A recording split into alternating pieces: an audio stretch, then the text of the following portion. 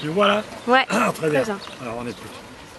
Tout d'abord, Claude, un grand merci d'avoir participé à cet atelier de sophrologie. Je voulais savoir maintenant votre réaction par rapport, qu'est-ce que vous avez ressenti durant cet exercice?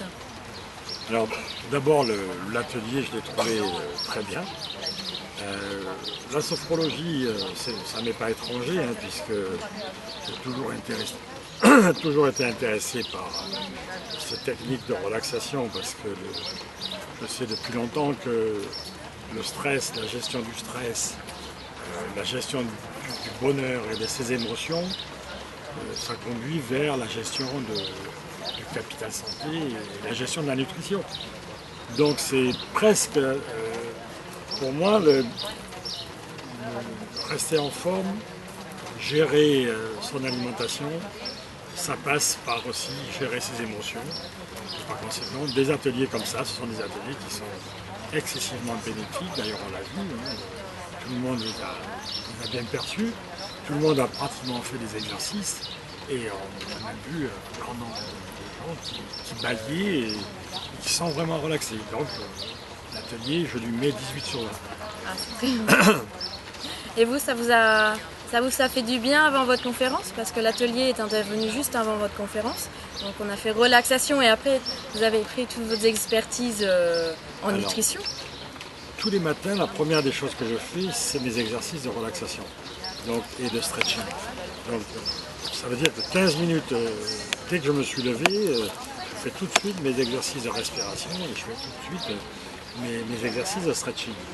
Donc ça veut dire que je suis déjà très réceptif.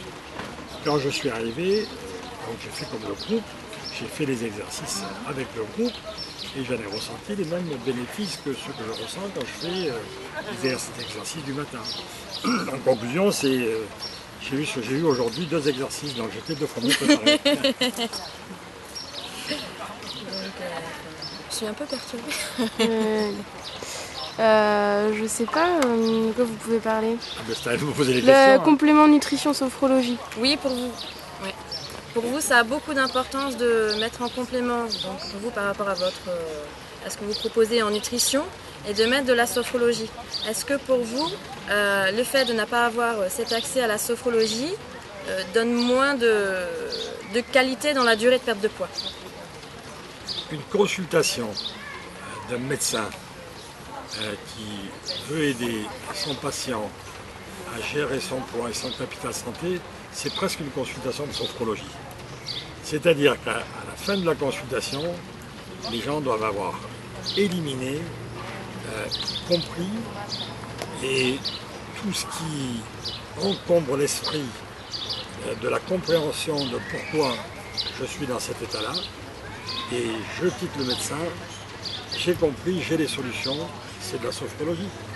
À part que je ne les fais pas respirer, etc. Mais j'ai enlevé tous les mécanismes nociceptifs, tous les barrages, toutes les barrières au niveau du cerveau, etc., au niveau des émotions.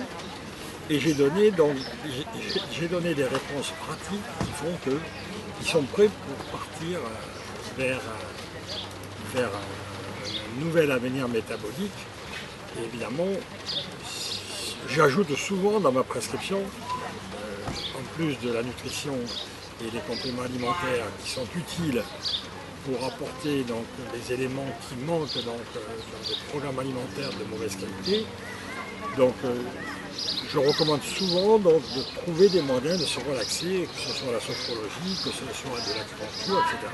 Ça fait partie de mon panel de prescription, de ceux que je peux recommander. Et maintenant qu'on va l'avoir sur aujourd'hui.com, je pense que toutes les candidates qui sont en chronogénonutrition, toutes celles en plus qui ont besoin de ce plus, pour se relaxer, pour mieux appréhender les débuts de journée, gérer la nourriture et gérer le plaisir.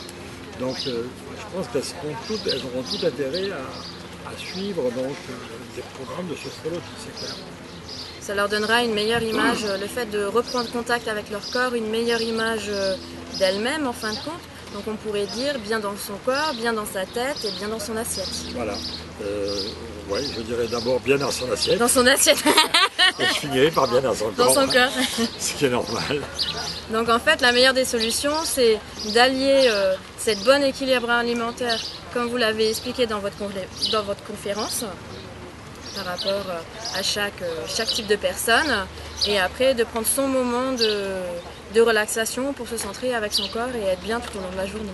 Oui, on pourrait presque dire que un exercice de sophrologie en chronosophrologie, c'est-à-dire matin, midi, 4 heures et le soir, avant de se mettre à table, je me demande si c'est pas la solution. C'est pas la solution justement d'arriver relaxé, donc d'espasmer et à partir de là donc de respecter la mastication et l'assimilation. Donc c'est peut-être quelque chose à laquelle il faudra penser. La chronosophrologie, il faut y penser, c'est sérieux ce que je dis. Hein. Parce que là, la personne va arriver détendue, elle va prendre plus de plaisir à manger, donc elle va manger moins vite et sera plus réceptive. Et apprécier les choses. Elle aura fait tomber ces tensions nerveuses qui sous-tendent l'absorption des aliments.